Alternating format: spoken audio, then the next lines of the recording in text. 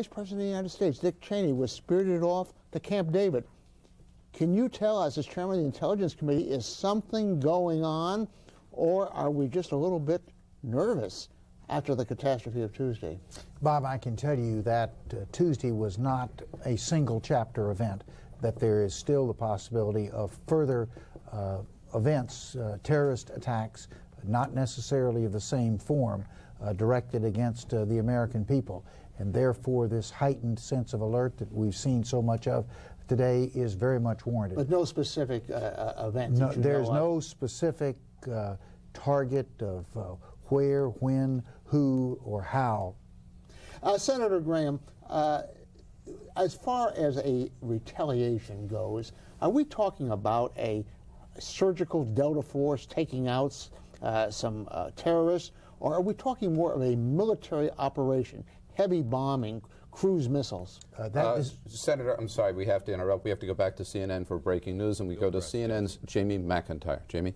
John? Well, Bill, in an interview that's going to air tonight on CNN's Larry King Live, Defense Secretary Donald Rumsfeld said that the United States has fighter planes on 15-minute strip alert at 26 bases around the country. And Pentagon sources tell me tonight that the Pentagon is considering a substantial call-up of reservists, in part to provide air crews and pilots to continue to man those planes as they sit on the runway in preparation just in case something happens. Meanwhile, Defense Secretary Rumsfeld does say that he has discontinued the combat air patrols of fighter planes over most U.S. metropolitan areas. However, those fighter planes are still flying in the New York to Washington corridor. Again, it appears the Pentagon is considering a call-up of a significant number of reservists, not just though for pilots and air crews, but also other areas of specialty where they need assistance. Already about 10,000 National Guard troops have been called up by the state's governors, by governors in 31 states, but the activation of reservists is something that can only be done by presidential order. The last time it was done was in the 1991 Persian Gulf War, when over 200,000 reservists were called up. Bill? Thank you, Jamie. Bob, pick up there. That question. Are we considering a commando-type Delta Force raid on the guerrillas, or a big military operation? This is not going to be a pinprick, Bob. Our nation was struck in a way that we have not experienced since Pearl Harbor, more loss of life in a single day, any day since Antietam in the Civil War within the continental United States. This was a crushing blow directed at the American people, and there will be an equivalent response. And those who have harbored and supported and assisted and allowed these terrorists to act will be treated as terrorists. Senator Hagel, I'd like to, you heard Jamie McIntyre's report about these planes saying by people being called up. Is this a proper response? Are you surprised at this? Did you know about this? I did not know about it specifically. We were told generally this was a very viable option. It is an appropriate response. What Senator Graham has laid out here is exactly right. I think we have to face the facts here, that not only do we have a short-term issue here, but probably more importantly, this is a long-term fight against organized terrorism worldwide. All the appropriate responses that we must put together now to deal with this we have to consider. So what they're doing, I think, is exactly the right thing. Senators, we're going to bring CNN's Jamie McIntyre back into our discussion.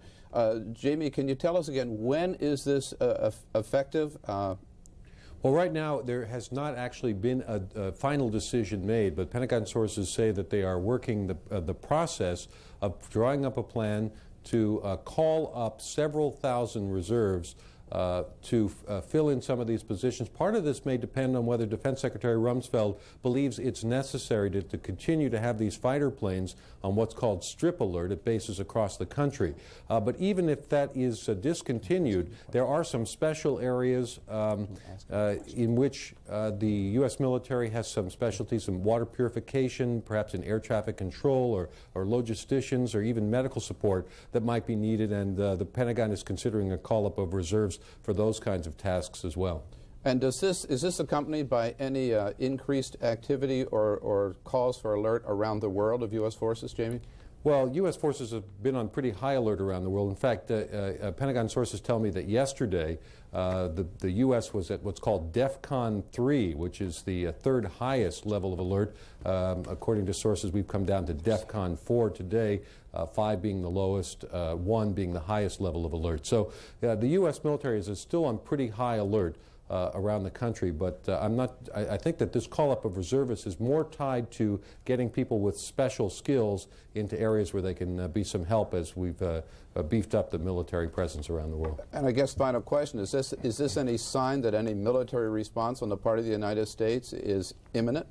Well, the Pentagon, the State Department, the White House have all dropped lots of signs that a military response is in the future. I'm not sure how imminent it is. I think this is really just a signal of the fact that the military is getting a lot more attention. It's going to be getting a lot more funding. They're going to try to bring everything up to a greater state of readiness so that when the United States feels it is capable of acting, it'll be fully ready to act. Thanks, Jamie. Thanks very much. Back to Senator Hagel and Senator Graham. I'd like to ask both the senators, both familiar with intelligence. Former CIA Director Jim Woolsey has said that he thinks there is a state supporting this terrorism which struck us on Tuesday, and he said a suspect, a good suspect, is Iraq. Senator Hagel, do you think that Iraq may be involved in this? I don't know, but I think we need to take what Mr. Woolsey says very seriously. It seems to me that we must include all possibilities in this net as we examine the facts and get the facts so that we can react with facts. I don't know if Iraq was involved or not, but they certainly should be examined pretty closely. What do you think the pattern of terrorism, Bob, is that most of the significant terrorist cells around the world do have some linkage back to a sovereign nation that can provide them with financial support, with safe havens if those are required.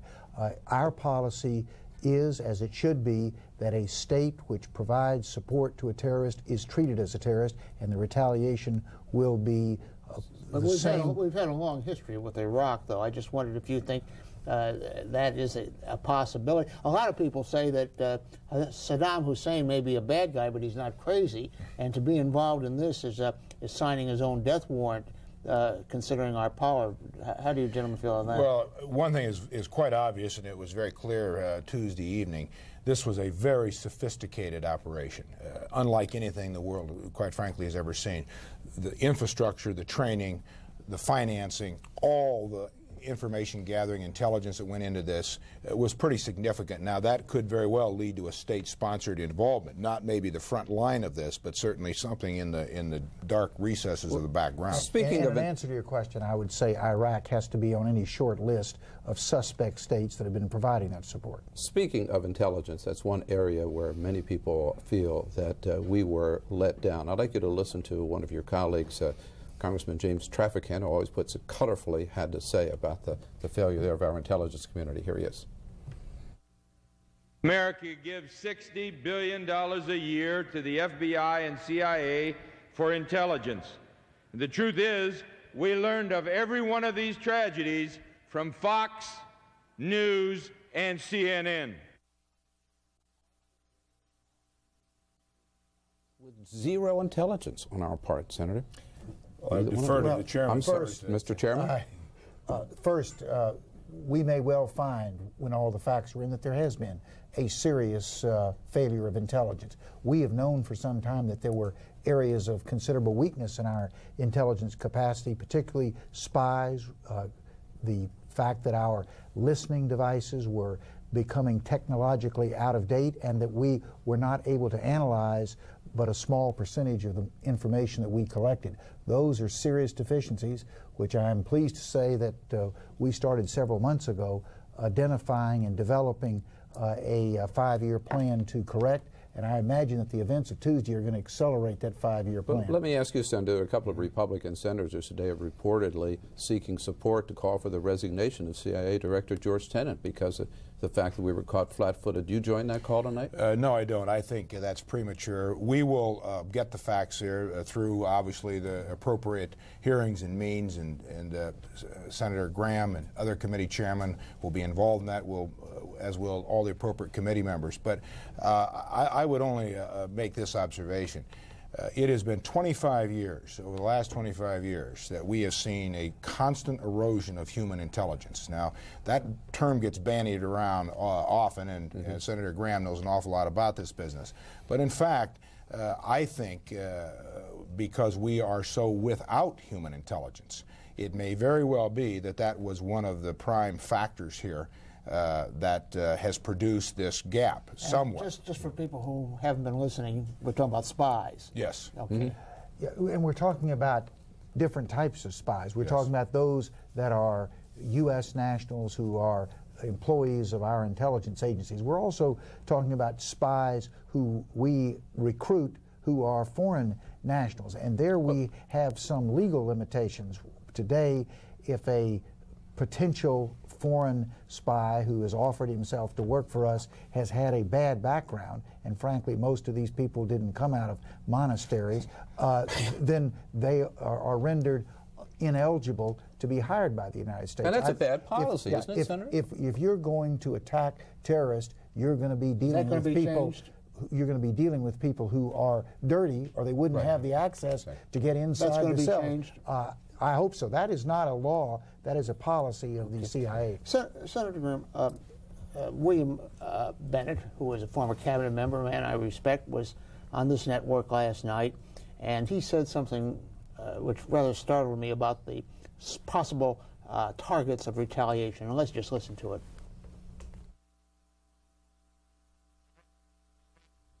Senator Bennett.